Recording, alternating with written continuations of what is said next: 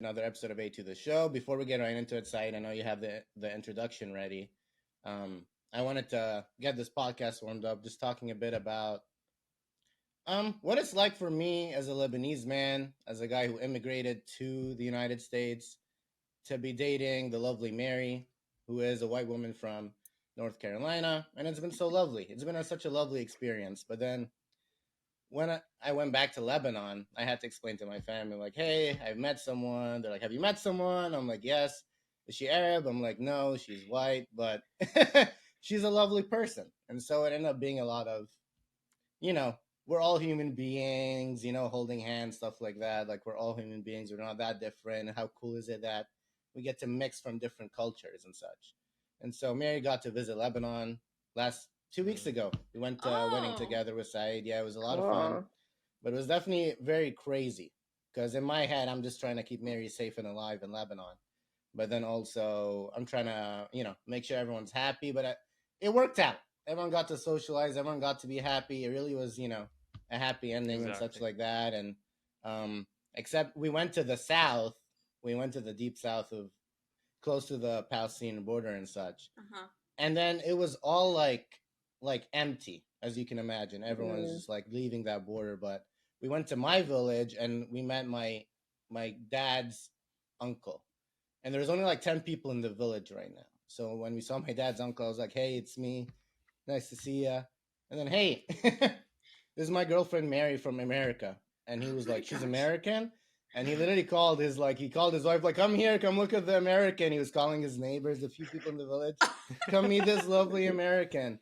And then he was telling me in Arabic, he was like, if we can keep her, we can, use her as a negotiating tool. And I was sweating. I was sweating my head off. Such an uncle move to say that. Yes. But no, we went to my village, we met everyone. It was such a fun time. We came back to LA, made it safely. And yeah, that's my relationship story. I'm sure for you guys it's different because you guys are first generation, right? Yeah. Well, I know Lynn is also dating a white person, so. I am. Right. He's a quarter Lebanese, so. Sure. Woo! Team Levin We'll accept a bit of that, yeah. He knows what a grape leaf is, so he's pretty culturally adept. Oh does he know how to roll it because it's there you go. Grapevine or like is it something else? He definitely does not know how to roll it, but he knows how to eat it. Okay, that's the best part. Yeah. Cool. And I had the lovely chance to go to the Hilarious Habibis shows. Netflix is a joke. You guys were awesome. I saw a lot of comedians that we've had on the pod, some great friends of ours. And yeah, it's so cool to see you guys representing the Arab world in Netflix is a joke. So we're going to hear a lot more of your stories and how you guys met and what the vision is for Hilarious Habibis. Said, you can roll the intro. Okay, thank you for that very long monologue, Ali. Anyway, so welcome guys straight to the show. We now have two wonderful guests with us.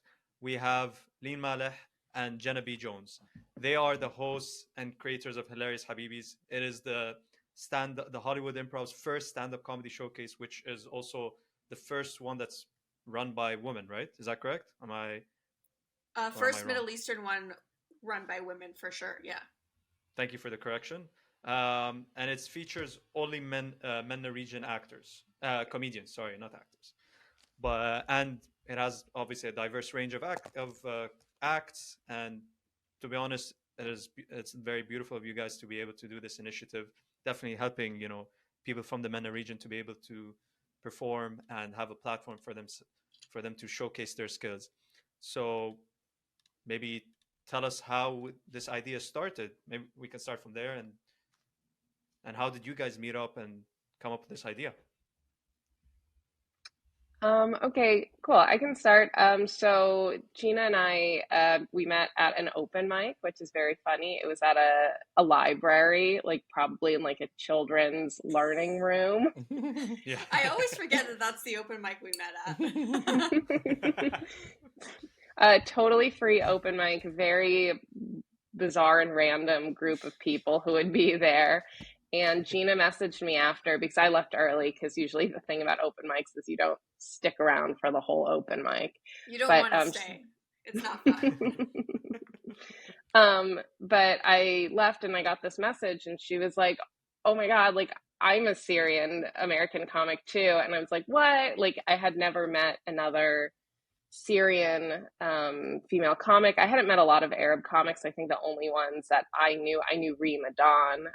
She was around, but I hadn't really met any. There definitely were more that existed, but just in my sphere, it was really, really exciting to meet someone else. I got a freshman ushi right here, homemade. Look at that. Whoa! Thanks, Mary, wherever you're watching. I'm gonna try a bite. Your white girlfriend made this? She makes shawarma. She makes she makes everything. I'm so lucky. Yes, this is the extra brownie points. Yeah, what true ally. So what do you guys like in We're Yemen? reverse occupation now. That's what Ali's doing. Yes. He's taking over the white lands. It's like, okay, now you make my food.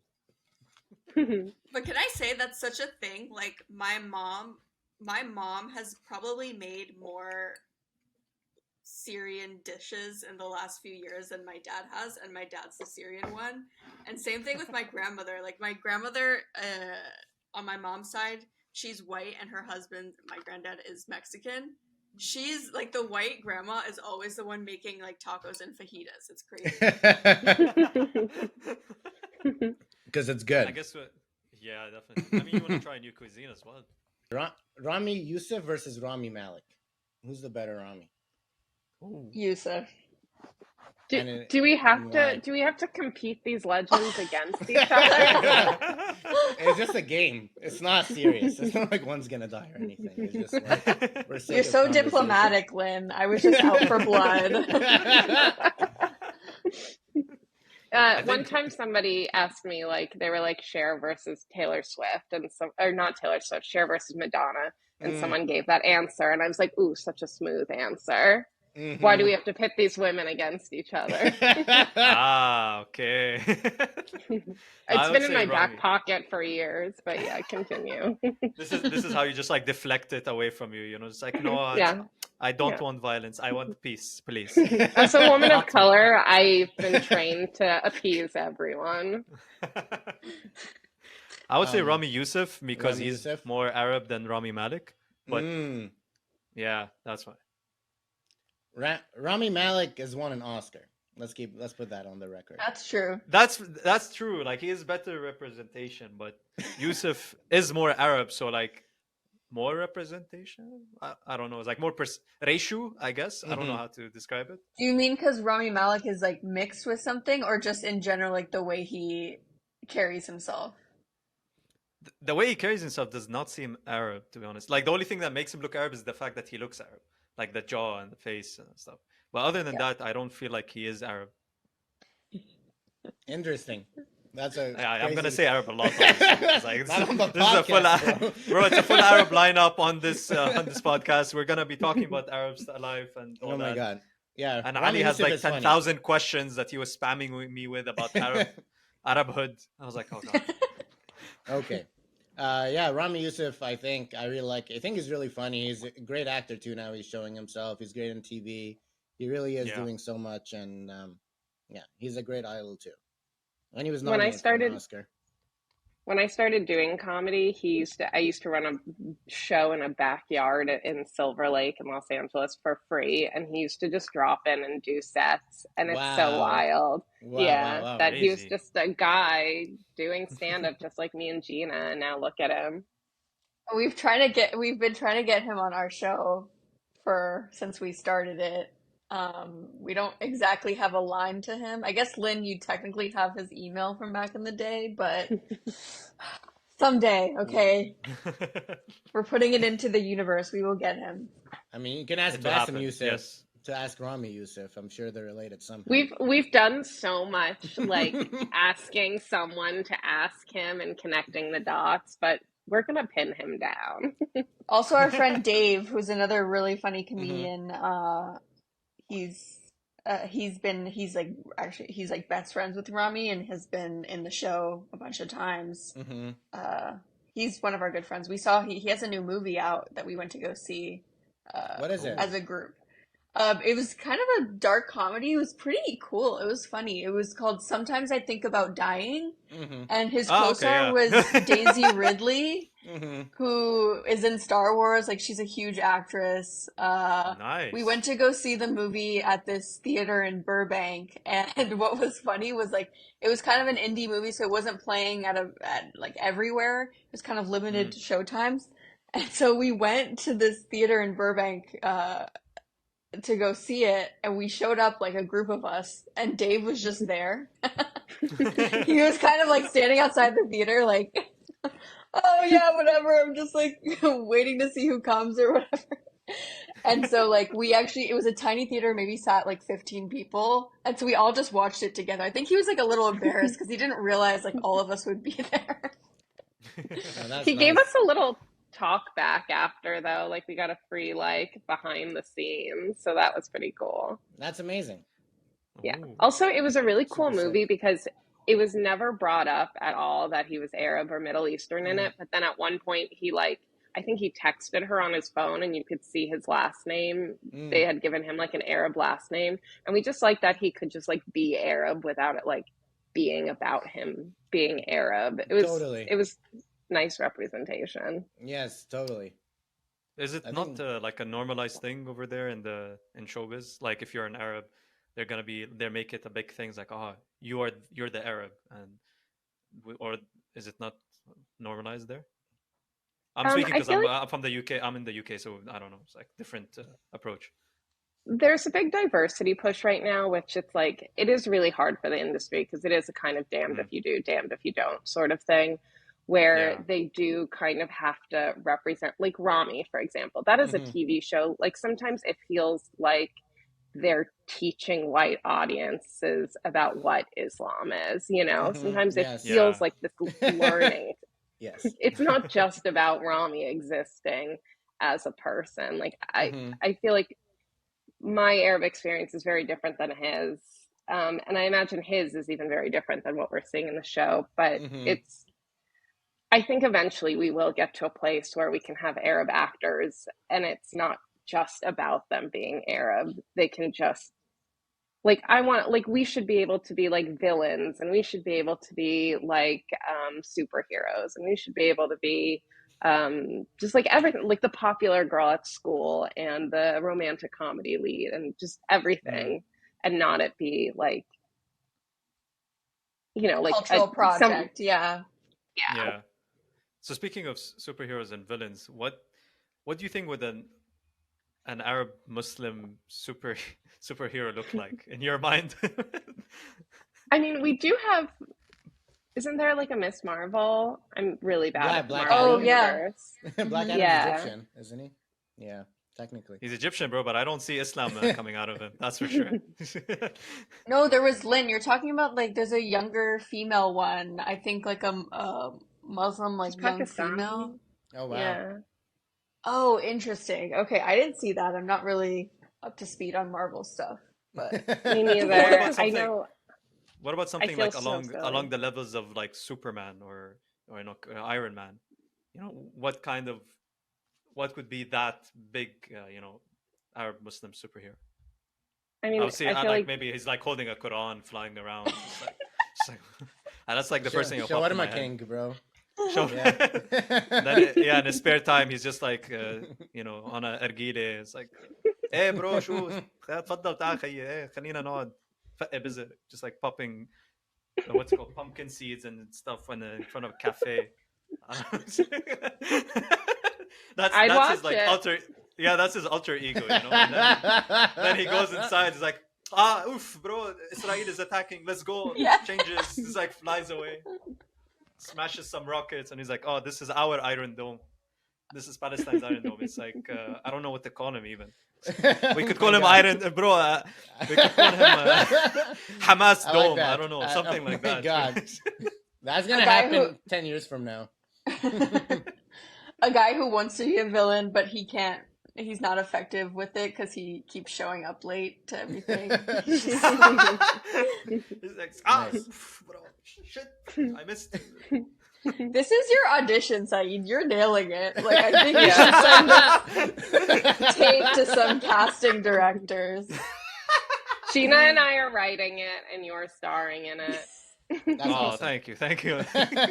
I always wanted to, fly around and just like spread the word of Prophet Muhammad and God, and be late to stuff as well. So wake up is like 2 hours after my alarm. I'll be like, oh fuck, who cares? Oh, okay. Villains. We need to go to villains now. What's a good villain? And I mean, we've definitely had a lot of them, like Jafar and stuff like that. Yes, but too many we want- villains. We want a new one, someone that would counter this, Hamas dome guy. Bro, in Iron Man, the first Iron Man, it was that's all it is just Arabs being villains. The whole, that's, speaking of Marvel, that's the core Marvel movie, Iron Man, right? And the whole plot of it is that Tony Stark is escaping the Arab captives and such. That's But true. like, what about like something where it's like not Arab or terrorist related? Like to my point, like why not like Rami Youssef playing the Joker or something? Just like where it's just a spin on a cultural icon, but we have someone, our team, like doing it. Be I love cool. that idea, but also Rami Youssef is so cute. Like, he's literally the cutest little boy. Like, I don't think he could ever play anyone bad. Yeah. I mean, he does fit the body type as well, so like it would be like it would fit. So I see like this how it puts him. Maybe he could pull it off if he just like he slices could be the his mouth a bit penguin. more. Of the penguin. Wait, were you talking about? Wait, did you say Rami Youssef or Rami Malek? Rami Youssef. Oh, I was thinking Rami Malek could be the Joker. Yeah, Rami Malek could be a Joker. There you go. That's thinking. That's using your brain. Yeah. Bro, I was it. just Great casting. It's okay. We solved it. ADHD. I was messing up the Ramis. It's every Rami's the same. Khalas, no problem. Okay. So what's your favorite Arabic movie? You guys have a favorite Hilarious Habibi Arabic movie? Oh, do you know what I saw recently that was really exciting to me? I'm going to try to remember the name, but I found out I saw a New York Times article about this man named Nabil Maleh. And I messaged my dad and I was like, Dad, are we related to this guy? And my dad goes, oh, that's my first cousin. Wow. What? Of course. That's Just amazing. like that, and then he has this movie, I can't remember the name, but it's basically about this woman going all over Damascus and she's looking for this like holy gemstone, and she like interviews like all these like shop owners and like antique like specialists and like scientists, and she's like, I'm looking for this like holy gemstone. And then like it's like this beautiful like just like representation of Damascus. You just see how beautiful it is as a city, which is where my family's from. And then at the end he's like, there is no holy gemstone. Like the holy gemstone is Damascus. Like look at it. Like what country do you have like Islam, Judaism, Christianity all living in peace? Like you have this food, you have these beautiful like vistas, and I don't know, it was like really nice. And I was like, that's my like, I don't know, what do you call it, your dad's cousin, your uncle. Wow. Yeah. I don't Uncle know that. Works. Not technically, but Uncle Works. Yeah. We also saw this one's a documentary, but it's more recent.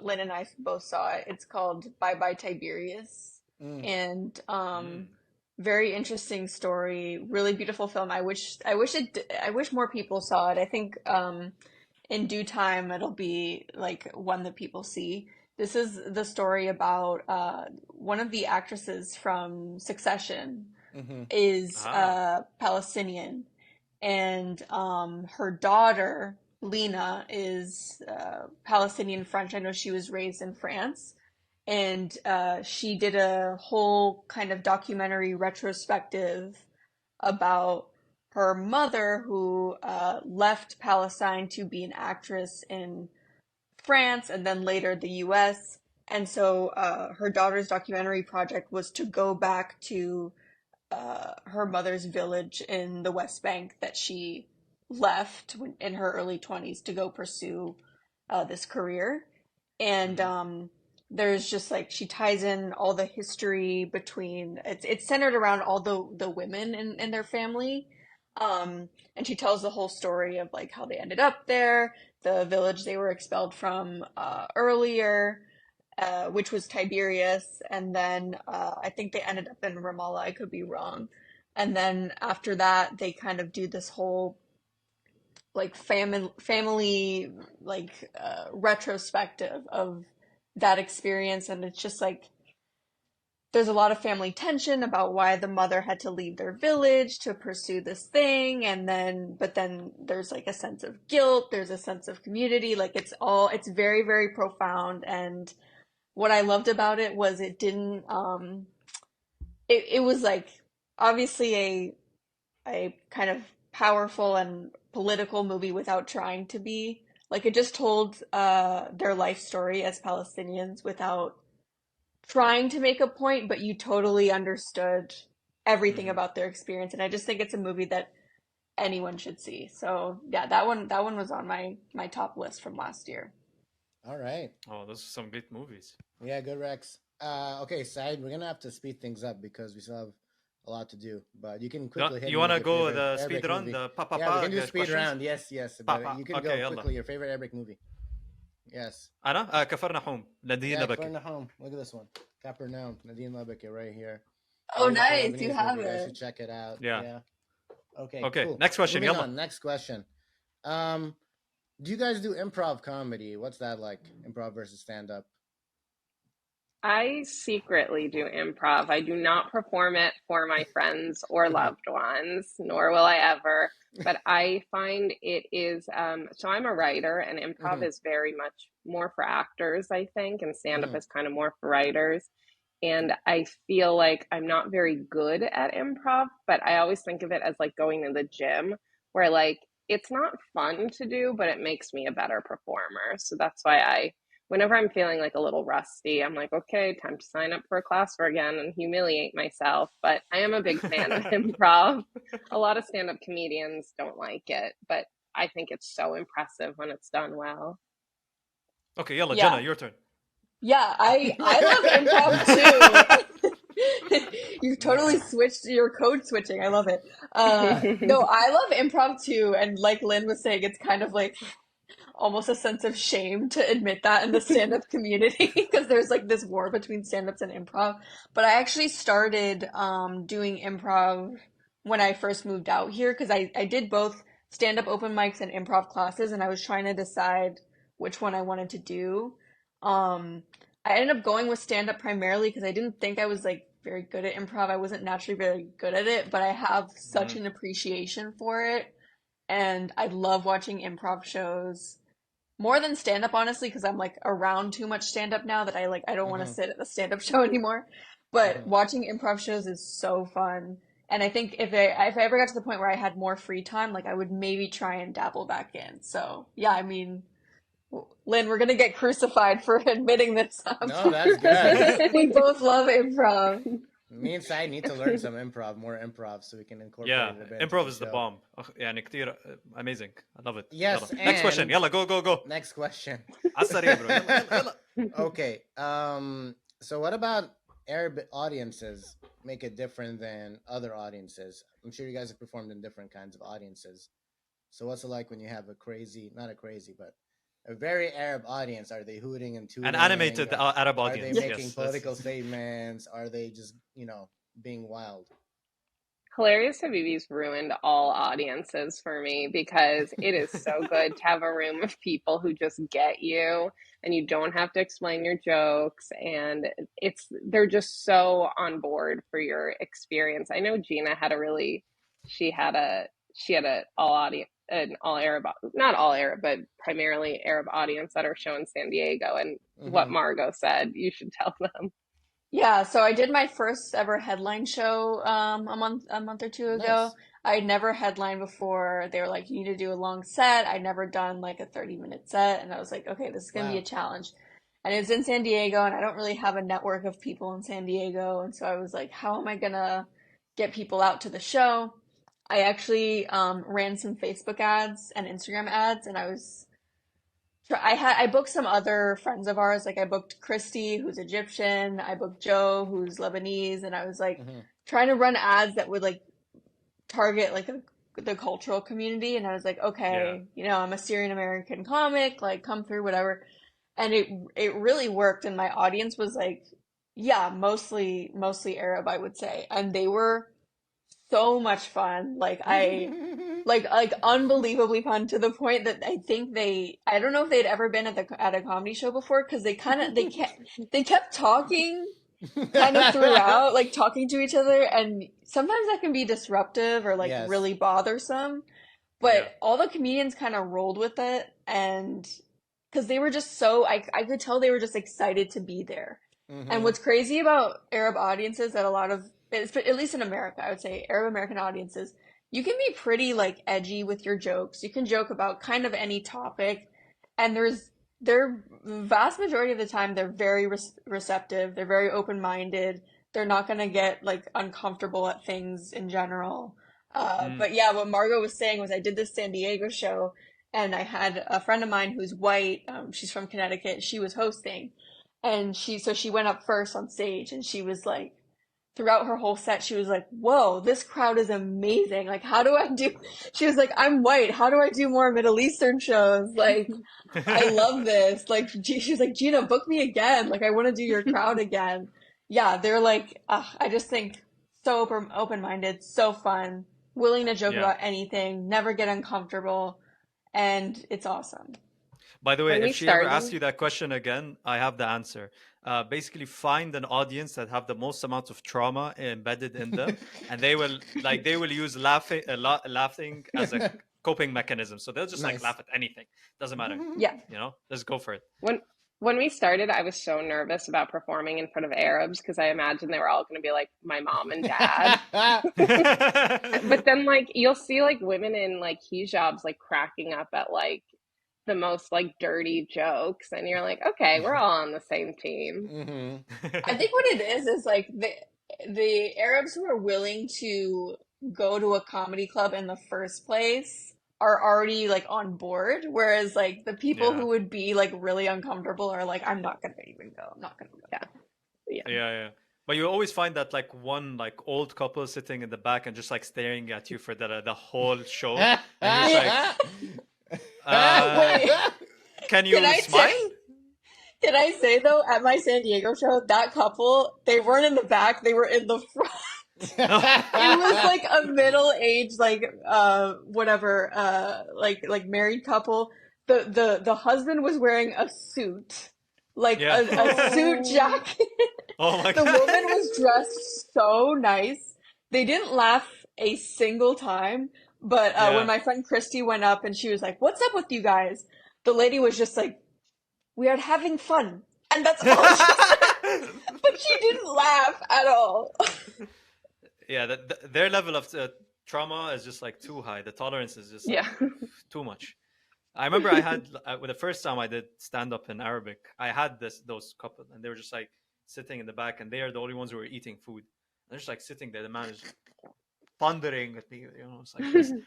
The only thing that actually got them to have a reaction or engagement was like when I was telling them, like when I was talking about what's it called, when I was comparing lucid dreaming to like being on MD or ecstasy or whatever. No, sorry, on hallucinogens. And then I was like, "Oh, it's amazing! You should try it." And she's like, No, thank you. I don't want to try. No." I was like, "Why? It's healthy. Lucid dreaming. I promise. No drugs." It's hilarious. It's like that. That got the reaction, you know. When it comes to drugs, no. All right. Next question. Yeah, yalla. The akil is on the nar. Yalla, bro. imshi, yalla. Have you ever been to Syria? Oh. I have.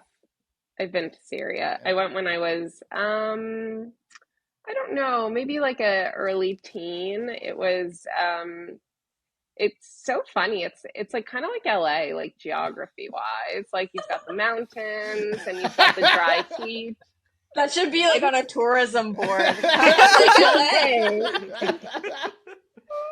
The same climate. I do remember that we drove to the top of like a Welcome to mountain. the LA of like, the Middle East. Hello. One of the clearest memories I have though is we did like drive to a top of a mountain and we were like at a lookout and then someone started just like shooting randomly and they were like, okay, get in the car, we have to go. Oh my God. Wait, were they celebrating or were they shooting at someone? Like, were they shooting No, up I think or I think it was horizontally? like celebratory shooting. Yeah. Okay, so it was vertical Yeah. shooting. Yeah, okay, Yeah, that's yeah, fine. yeah, That's yeah, fine. yeah. Yeah, not terrorist business. It's funny how when people are shooting vertically, you actually have to stick closer to them because the further you go, then the higher the chance the bullet will drop and hit you. Wow. Well, Good to know. That's they were just like, lived in yell, Lebanon get in enough. the car, we're going, we're going. Yeah, let 'em shoot. Yeah. Gina, I have never been to Syria actually, because we had a big family trip planned in like 2011. I think you can do the math yep, on why that trip didn't happen. yep. Ah, But yes. you know, my mom, it's so funny because like my white mom she went on like an epic trip with my dad in like 1994, and like me and my sister like are like, God damn it, like the white lady got to go and we didn't. No, but I will say like around the time we had that trip planned, you know, it didn't happen, but my aunt was getting married at the time and she was planning on getting married in Syria, and she ended up getting married in Marrakesh, and we did like Nice. a 2 week or 3 week long trip there where we actually like explored the whole country in Morocco. Oh wow. Yeah, That we sounds had amazing. a tour guide who like had a Jeep. He like drove us around in a Jeep for like a week. We visited like a bunch of villages, camped out in the desert. Definitely one of like the best trips of my lifetime. And then I'm really excited because this fall actually, my family and I are going on a Nile River cruise. There you So go. Egypt. Oh, we're getting Cool. like as nice. close as we can, you know. It's like skipping, yeah. Yeah, um, truly. Saeed, have you been? Yes, I was. It was once when I was like 2 or 3 years old, and the only story that I have about me in Syria is when we were in the hotel. I threw my dad's slipper from the balcony, and then some random guy just took it and walked away. And my parents are looking at me like, "What the fuck are you doing?" I was like, "Wah!" which means it fell. I was like, "Yeah, your slipper fell, Dad. Sorry, not my fault." I don't You know. lie. That's like my only story of Syria. It's like that's the only thing I know. We love throwing shoes, don't we? Yeah, there you Don't go. we all just love Yes. throwing shoes? That's what the Arab villain should do, is just chuck shoes at There everyone. you go. I started from a young age, like this is self practice. All right. I will keep it quick, but I went in 2008. I was in Lebanon, and then the Israelis were bombing us, and so we drove to Syria Wow. to escape, pretty much. Yay! Long story short. And then, Said, Oh. when we were in the boat trip last weekend, we were in Syrian waters. Were So we? that was the last time. Really? Yeah. Bro, I was too busy just like swimming, and I was like, wait, Yeah, hello. the water is really good in Syria, that's for sure. The swimming water. If you haven't swam in Syria, you'll love it whenever you guys get to go. All right. I was Yeah. just in Turkey waving at Syria across the water. Very beautiful water. All right, Ali. Is there a final Okay. question? So I'm just curious about your goals/dreams for Yeah. Hilarious Habibis. I think one of our big dreams is, I don't know, are you familiar with Goat Face? It was No. a group of male, let's say Swana comedians. It was Fahim Anwar, Mm-hmm. Aristotle, Hassan Minaj, Asif Ali, who's Pakistani. Asif Ali, Mm-hmm. and I may be leaving someone out, Oh, but that's so cool. they formed like a stand-up show kind of like ours, and it's before me and Gena, I think, were even doing stand-up comedy. They were doing this, and they eventually got a special where they did some sketches and they all got to do like a mini stand-up set, and it went on, I think, Comedy Central. And I think Nice. something like that would be such a dream if we could, have like a little special where we get to showcase ourselves as well as other Middle Eastern comics. Yeah, I think Oh, that's Goatface was amazing. also doing like a pretty major tour at the time. I know they visited like a bunch of cities. I think that's where our heads are at. I think we're at the point now where I think we're very close to be able to put like a good tour together, just because like it's so easy to get people out as long as you know there's like a MENA audience in a certain city. Like you can run Instagram ads, and our Instagram following is like working. And so I think I would love to just put a like real tour together where we can go to a bunch of cities, go to other countries even.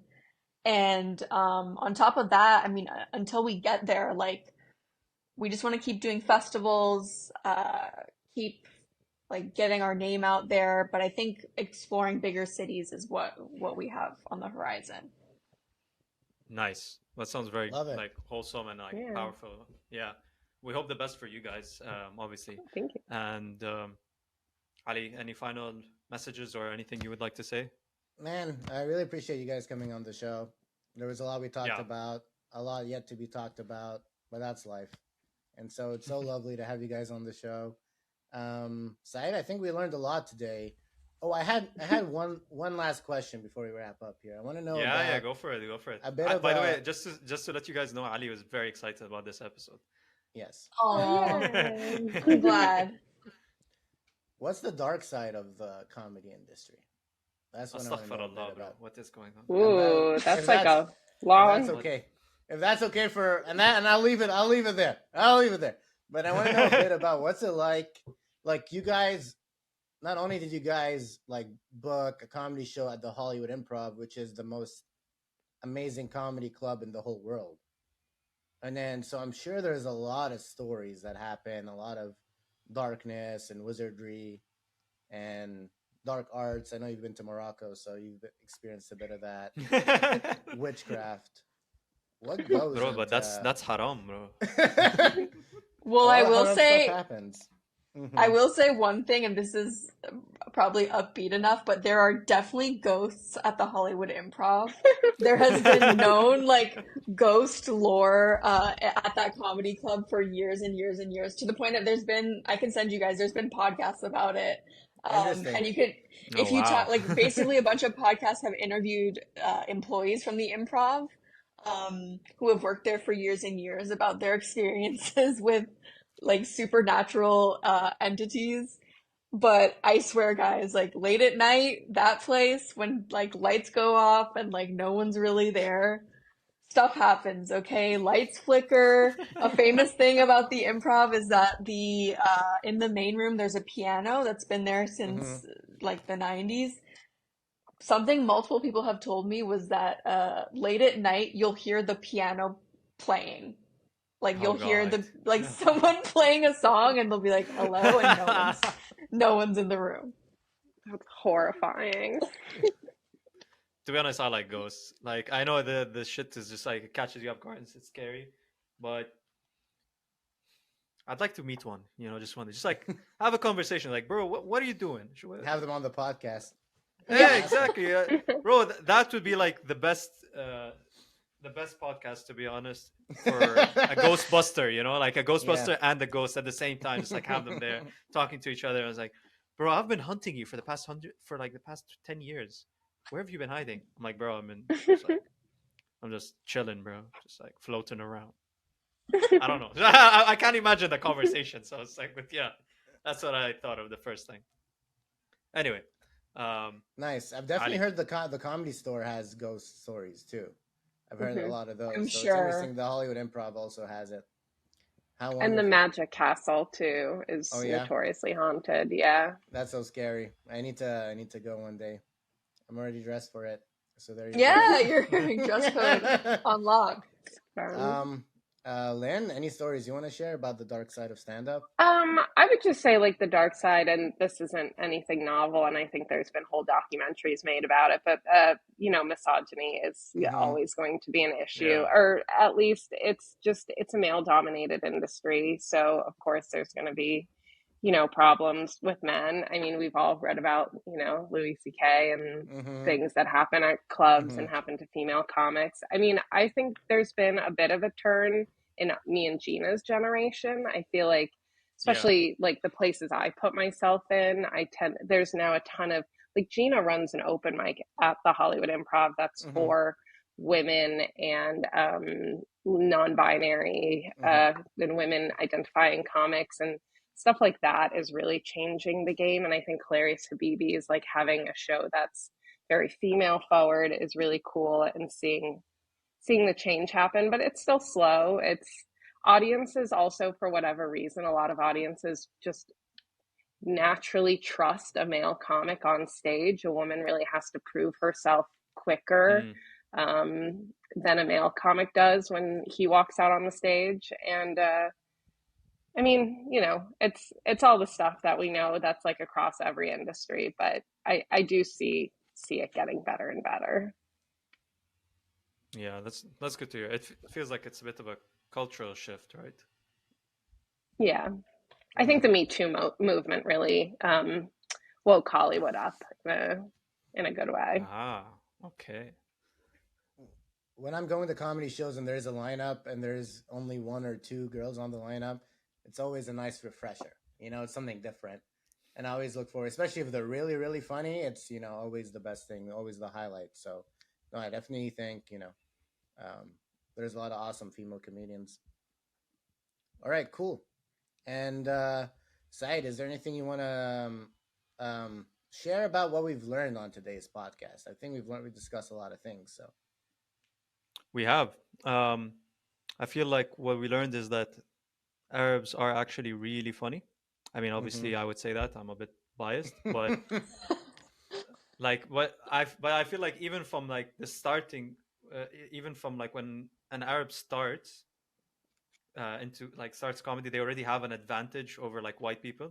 We're just like naturally have some sort of humor and comedic sense in us, way more than white people. Like, no offense to white people, but like, come on, guys. It's like we Come all know on. you guys are. It's like you guys don't got anything. Yeah, I mean, bro, literally, they only have dad jokes before they do it professionally. Like that's it. It's like their humor is very dry. It's just basic stuff. Like, and it's mainly small talk stuff. I hate Yeah. small talk with them. It's just killing me. It's like I've been practicing small talk for the past 4 years, man, so I can finally do it naturally. And now I'm like being assimilating in white people culture. Anyway, oh my God, Said. I'm ranting. We can. Sorry. We need Yeah. more. We need all kinds of comics on the podcast, no matter what race or wherever you're from. Rick Diaz, we had on the podcast. He was super funny, and you know, and he's a very white. Yeah, but he's a pro, bro. That's fine. He's a pro. Yeah. And he's worked with Middle Easterns. Anyway, Fair. it doesn't matter. What I'm trying to say is, you guys are doing an amazing job as being Arab comedians, with your initiative as well, promoting Arab comedians on the platform that you've created. You guys individually as well are doing amazing. Thank you for so much for coming on to the podcast. Like, we're so happy to meet you guys and get to talk to you and learn from you as well. How can people connect with you, and how can people, you know, get to know about Hilarious Habibis? If you can just give us a quick shout out, that'd be great.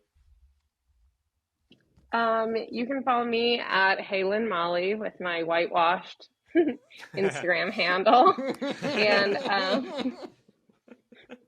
and we're also Hilarious Habibis at Hilarious Habibis on Instagram. We're not too active on any other platforms.